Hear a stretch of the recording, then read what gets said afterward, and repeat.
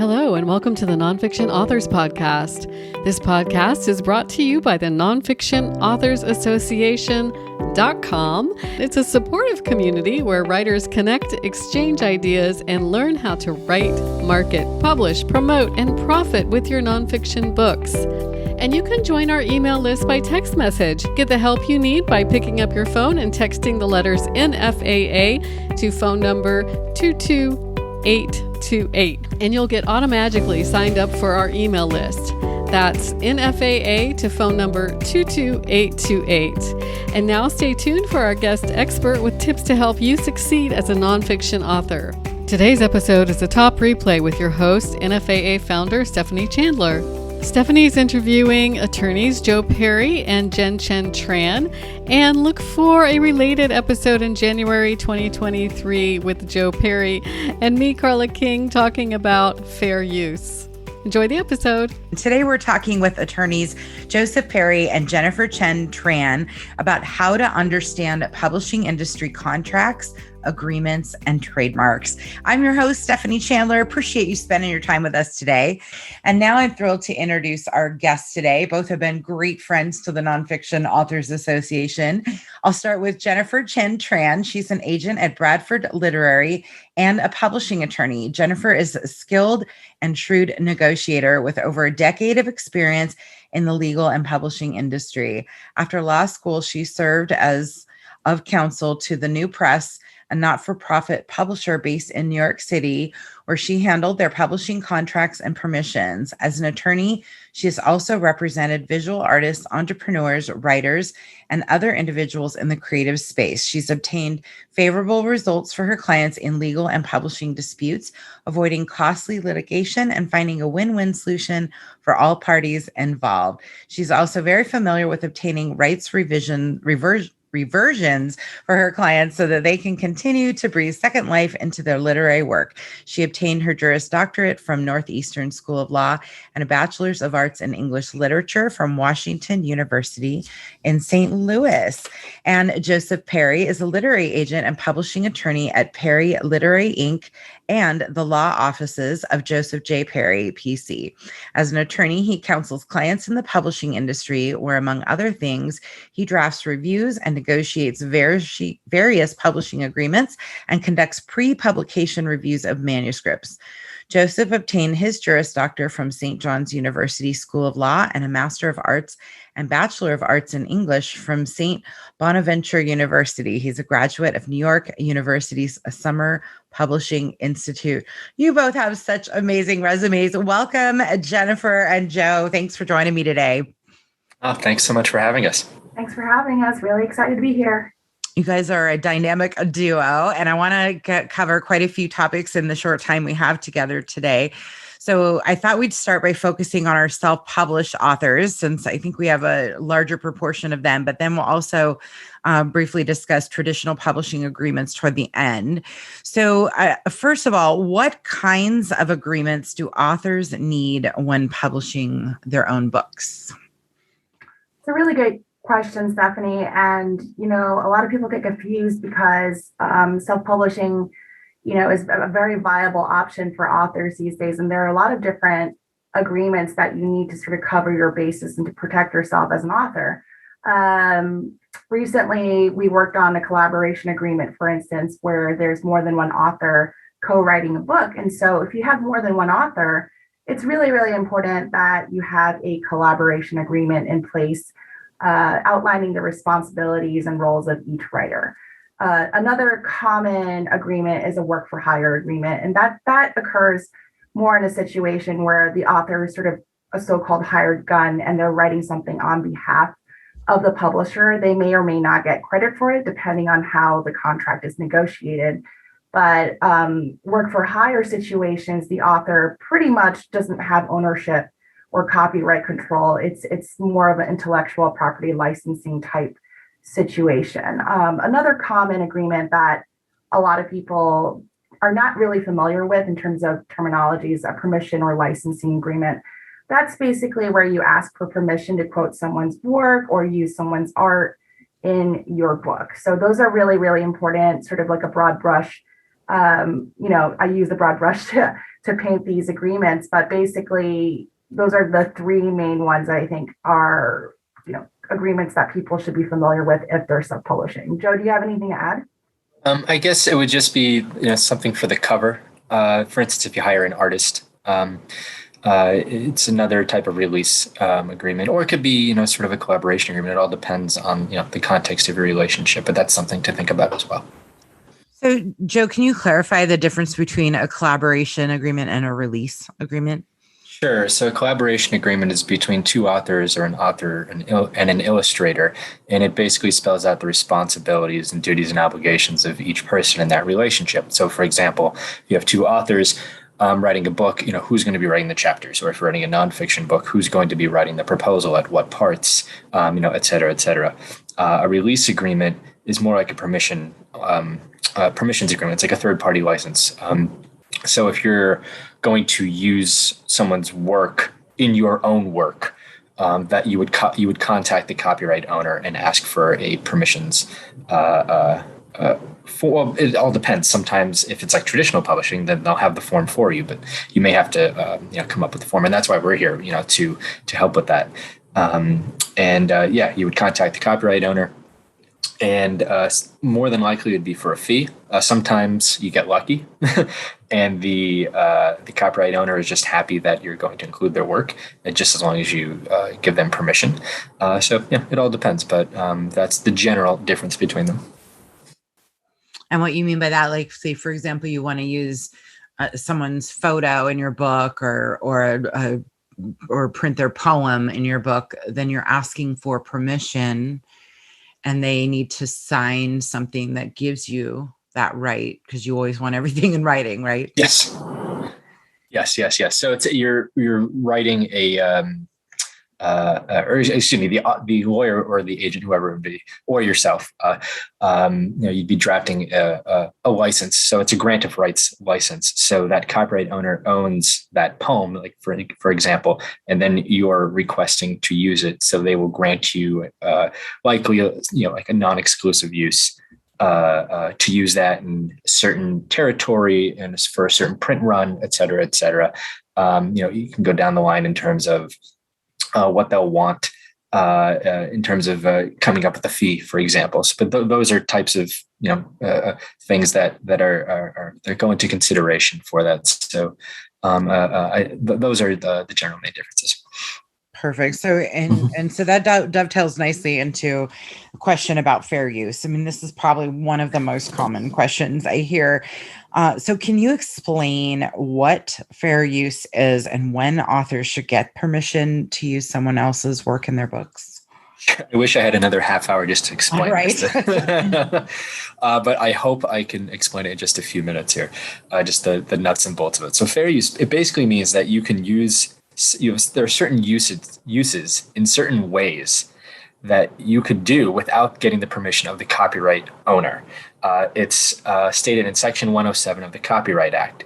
And there are generally 4 factors that courts look at to determine if your use would be fair. But there's sometimes other factors in addition to those 4. For instance, like bad faith. If you're just doing the wrong thing, that's going to go against you in determining whether your use is fair. But the thing to keep in mind is that it is very fact dependent, and it's basically on a case-by-case basis. As the saying goes, you don't know if something is fair unless you bring it to court, and most people don't want to do that.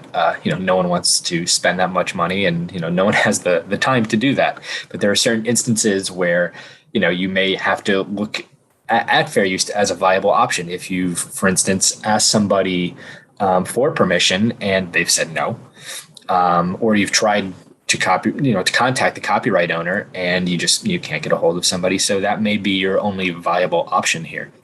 If you really, really want to use something, of course, the other option is just to not use it at all. But, let's just assume that you want to.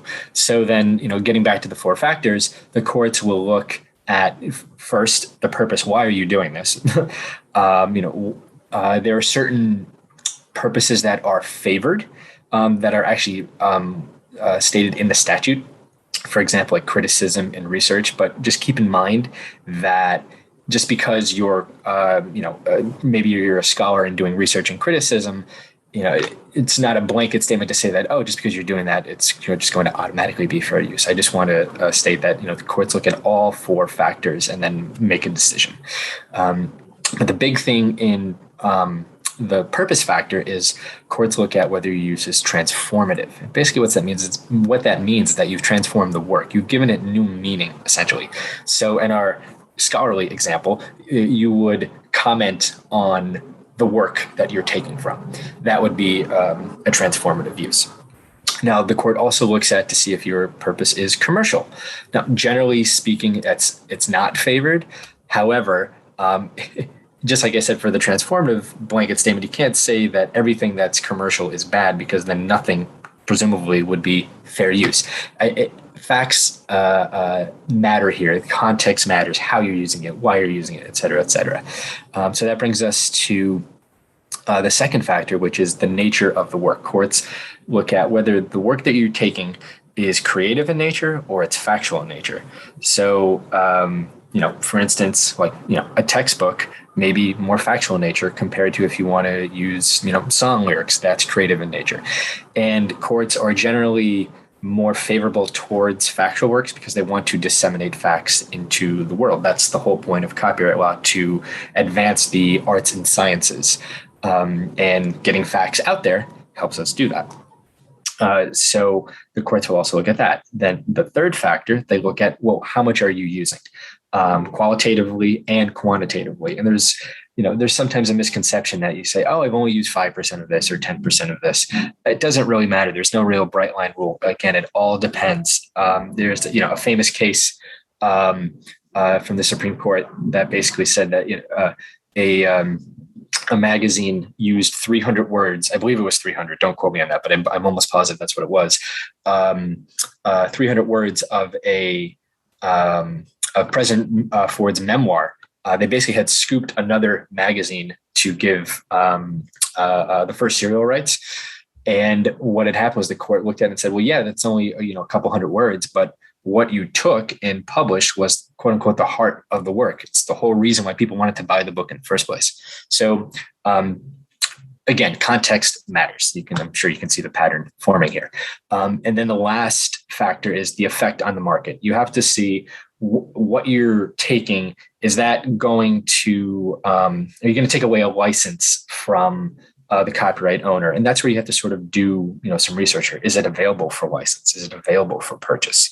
And then this is where it actually goes back to factor one, because then you're basically asking why you're using this. If you're doing it for research, that may be okay. And there may not be a huge licensing market for that. But if it's for commercial purposes, then it may have a big factor on, the license market. So all that to say, the courts look at all of these factors. And I know it's a lot of, legalese thrown at you at once, but that's why we're here to help writers, go through the, this vague statute that has just caused a lot of headaches for not only lawyers and publishers, but, legal scholars as well. So, but yeah, that's why we're here. And I hope that has, I hope I've explained it in a nutshell in a few minutes. So yeah, if I'm missing anything. That's really helpful. But I do have one quick follow-up to that. So what if you just want to add, share 1 or 2 lines and say, according to XYZ book, and then quote 1 or 2 lines. Do you need permission for that, or is that acceptable? I mean, technically, I'd be a bad lawyer, but by saying you could go do that with, being a lawyer, you just want to say that, if you're going to use third-party permissions, technically you should always get permission. But for 1 or 2 lines, again, it all depends on where you're taking it from. It all depends on who the author is. Are they going to care? There's a whole risk analysis that goes into it. Is there a chance that you're going to get sued for those 1 or 2 lines? So I don't want to say yes. I don't want to say no. I'm just going to say it depends on the situation. I hear you. Yeah. All right. Great. Well, thank you. And so I often get asked also about whether an author can trademark or register copyright protection for their book title. but most titles aren't protected this way, right? So can you explain how titles work and if there are ways to protect them from being used by others? Yeah, so titles are not usually protected under the Copyright Act because the Act really applies to works of original authorship in a fixed tangible meaning, and then the book title doesn't meet that sort of definition or threshold. So it really doesn't matter how creative or original your book title is, the Copyright Act most likely will not give it protection. Now, on the other hand, there might be a way to protect it. For instance, if it's part of a brand name or trade name or slogan, which falls under trademark law. So oftentimes, these brand names, trade names, slogans, even names of individuals at times can be protected under unfair competition and trademark law, which is a whole different can of worms, a completely different sort of process. A lot of people don't understand that there's a completely different process to register a trademark versus registering a copyright. To register a trademark, not only do you have to do your due diligence and make sure that the trademark is not being used, but also it's an adversarial process. It's a persuasive process in which you have to convince the trademark office that you deserve to have this trademark. So again, titles are generally not protected unless it falls under a trademark protection. And another thing that a lot of people don't understand is that the trademark comes into existence the moment you use it, but you don't actually have to register them until you can't actually register them, in fact, until you used it in conjunction with your goods or services. So it's a little tricky. Like if you have a brand, and you want to get trademark protection, certainly if you use that brand name or even a slogan, if you've gotten protection for it, you could potentially use it and have that be protected. But in general, copyright does not extend protection to book titles. So that's just something to think about. And I also want to say for authors working with traditional publishers, like don't feel married to your title or subtitle because most likely it will change. So a lot of authors get really hung up about their titles, but just know if you're working with a publisher, most likely it'll change based on feedback from the marketing and sales teams. And you may or may not like what they come back with. Exactly. But that's another story. I've been down that road. Yes. Can I just add one thing? Sorry. Sure. Go ahead. So I think the other thing to think about too, when you can go ahead and try to trademark your title, but I just think from a risk standpoint and just from an economic standpoint, if you have the same title as like 20 books, I think it's going to be very, very hard. And a lot of times it gets trademarked, like a single title gets trademarked if you have secondary meaning, basically that means you have a certain notoriety. So like, for example, Harry Potter, everyone knows Harry Potter. Series can be trademarked as well. So that's just something to think about as well. You could go ahead and try to do, especially if you're trying to build your brand, you're trying to build, merchandising. But if it is just one title, it may not be worth, the headache. Yeah. And this whole thing about the brand, one way that I've heard authors deal with this is to file a business name, right? As the same name as their book and create it into a brand, therefore to justify a trademark. Jen, is that something that you would recommend or suggest would be a better way to go about it? I mean, I think it depends on sort of your goals as an author, and a lot of authors use books to sort of market themselves, and it's just one part of their overall brand. So if you're trying to build a brand and using sort of the book as a marketing tool, then it may very well make sense to do that. It's definitely a lot more involved process to go through trademark registration. And as Joe mentioned, it's more expensive too. So it's really cost benefit analysis to figure out if it's worth your while. And then that's an excellent point, because it's like $50 to register copyright for a manuscript and probably a couple $1,000s to register a trademark. So exactly. Excellent points. Okay, let's talk about those traditional publishing contracts. I'm traditionally published, and I remember when I got the first contract and my eyes bulged out of my head, like they're massive. So what are some key terms authors should look for in a contract or maybe plan to negotiate when they're discussing a book deal? Yeah, so this is, I think Joe and I are going to both answer this question because it's really involved, and a lot of authors get so excited when they get an offer of publication from a publisher that a lot of them are just kind of like, oh, I'll just accept whatever terms come along. And obviously, as agents and attorneys, we will tell you don't do that, right? Because you have the most negotiation power at the beginning when you're getting the offer. So it's really, really important to understand sort of the contours of a publishing contract. Just remember, most everything is negotiable. If you have an agent, they'll know exactly what clauses with what publishers they can negotiate. Probably the most important is the grant of rights. And that's basically what rights you're giving to the publisher, what exclusive rights you're giving the publisher. So basically, think of copyright law as like a bundle of rights. You're holding like a bunch of pencils. This is actually how my IP professor taught it to us in law school. And basically, you're giving away some of the rights, but keeping some of the others, right? So you're giving the publisher the exclusive right to publish the book. But the questions are, where are they going to publish it? Are they the type of publisher that has good relationships with foreign territories, and can they, have the capability to publish the book in Polish, for example? So that's something to think about when you negotiate the rights, either via your agent or by yourself.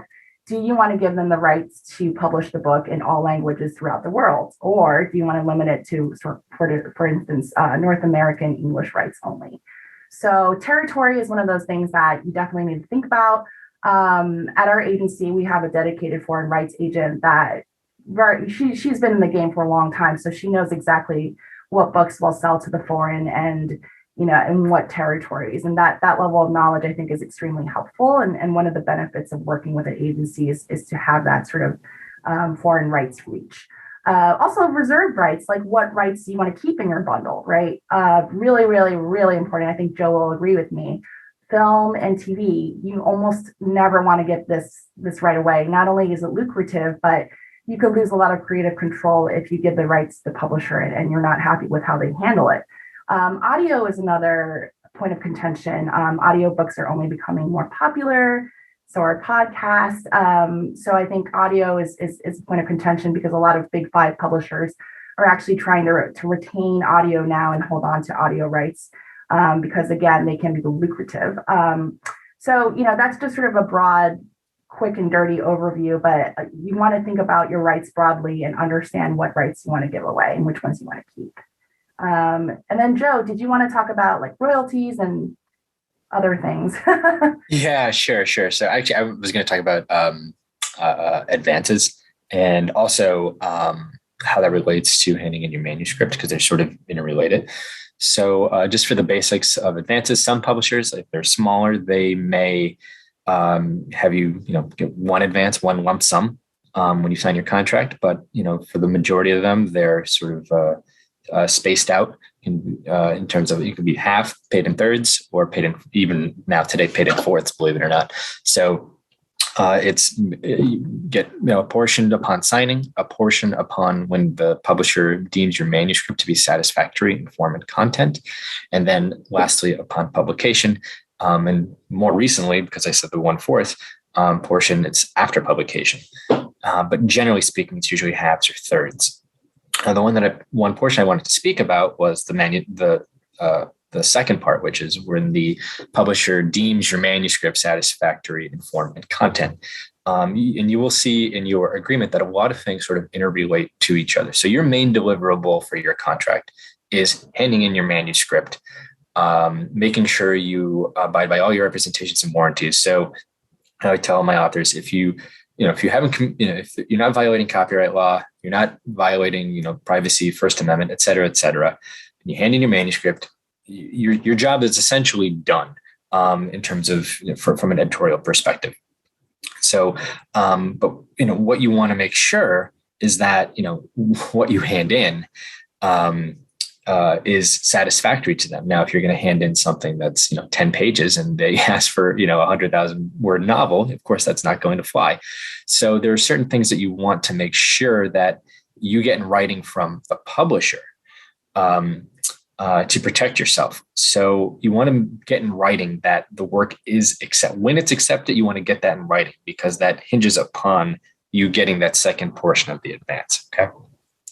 And you also, at the same time, want to get something in writing as to why it's not accepted and giving you time to revise, usually like 30 to 60 days. What you also want to do, because things happen, is try to get a first proceeds clause. If your manuscript doesn't get published, the only thing that you have to give back is the advance and nothing more.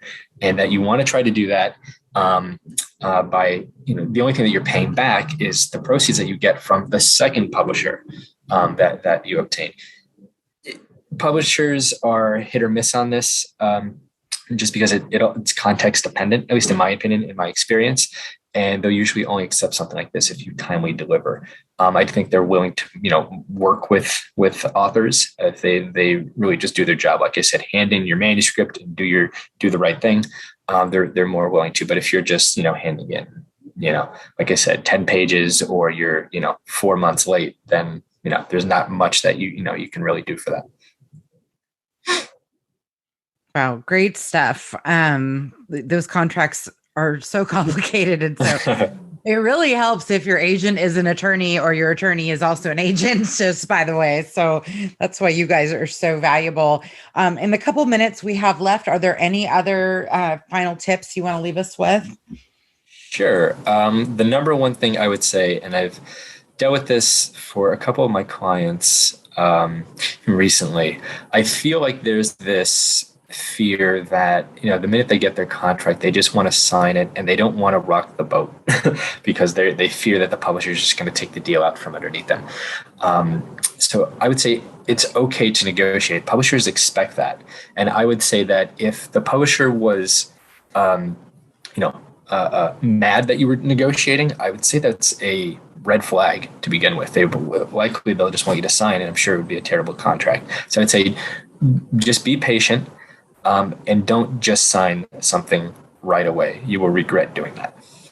Yeah, and to speak on that point, I think a lot of people in the publishing world, they'll just ask someone in their family that happens to be an attorney to review their publishing contract. And whenever I hear that, I cringe, to be honest, because it's a very specialized area of law. And, if you're not an attorney that has negotiated publishing agreements, you might not understand some of the terms of art that are in a publishing agreement. You might not understand, what clauses you sort of have leverage over in terms of negotiating. So I think it's really important for any writer out there to understand that, hey, if you hire a lawyer, make sure it's somebody that actually has experience in publishing law, or somebody that has experience in the entertainment industry more generally. And I actually come across this issue all the time, because when I sign clients at my agency, I basically tell them, hey, make sure you have an attorney go over our agency agreement and make sure you're comfortable with it, because this is basically hopefully going to be a long-term relationship. And I want to make sure you're comfortable with the agency agreement. But of course, there are some authors that are just like, oh, I'll ask my uncle, he's an attorney and he does personal injury law. Yeah. And you're like, no. Exactly. You ask someone who has some experience. I think it's just really important to advocate for yourself and to really make sure you're protected when signing with an agent, when signing with the publisher, when signing collaboration agreement. And the best way to do that is to have either an agent or an attorney that's on your side that understands how to best protect you. I wholeheartedly agree, Jen. Yay. That applies to a lot of things in publishing, by the way. My sister, the English teacher, edited my manuscript, or my nephew, who's in graphic design school, designed my book cover.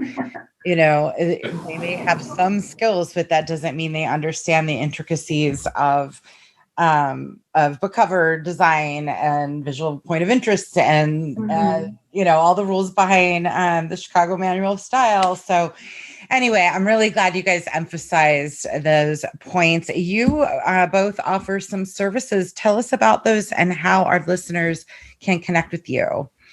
Sure. So you can connect with me, I guess, first. I have Facebook page, the Law Offices of Joseph J. Perry, PC. I write a lot of different blog posts. I have a weekly newsletter that's on there. And same thing on Twitter. You can contact me at PerryLaw1. You can also go to my website, josephperrylaw.com. Basically, I am in publishing law. I do all types of publishing related agreements, drafting and negotiating them, whether you need an agent, you're talking to an editor to get your book edited, self-publishing, hybrid publishing, audiobooks, ebooks, collaborations, ghostwritings, options, basically everything you can think of, in publishing. I've done, and love to help authors, especially first-time authors. I also do pre-publication review for fair use and libel. I help with the copyright registrations. And recently, Jen and I have been helping publishers with their publishing agreements as well. So that's another, feather to add to the cap. Yes, and thank you so much for having us. Really excited. Joe and I actually started a side hustle consulting business called Dynamic Book Pros earlier this year, where we help writers with their book proposals.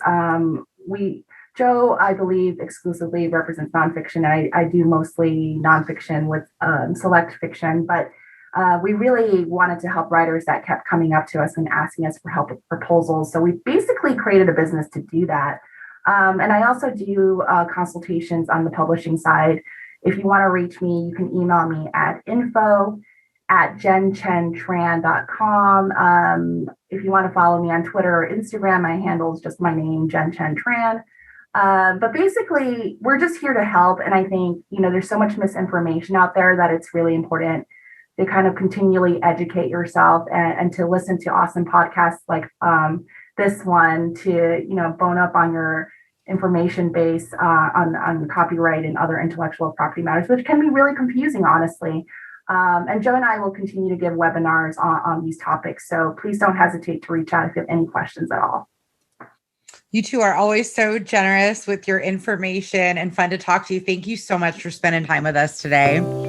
Thank you so much for having us. And thanks to all of our listeners for joining us. We conduct these interviews every Wednesday. You can check the schedule or sign up for our email list to get notifications about our events. And you can do that over at Nonfiction Authors Association.com. I hope you have a spectacular day. Hey, just a couple more things. You can join our email list by text message now. Get the help you need by picking up your phone and texting the letters NFAA to phone number 22828. That's 22828 with the message NFAA, and you'll get automatically signed up for our email list.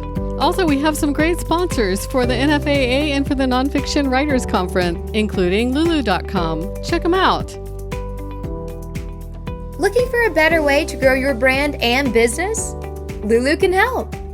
Use our free platform to publish in all of the best-selling formats, including hardcover and coilbound, and connect to our global print network to sell your books directly through your own website.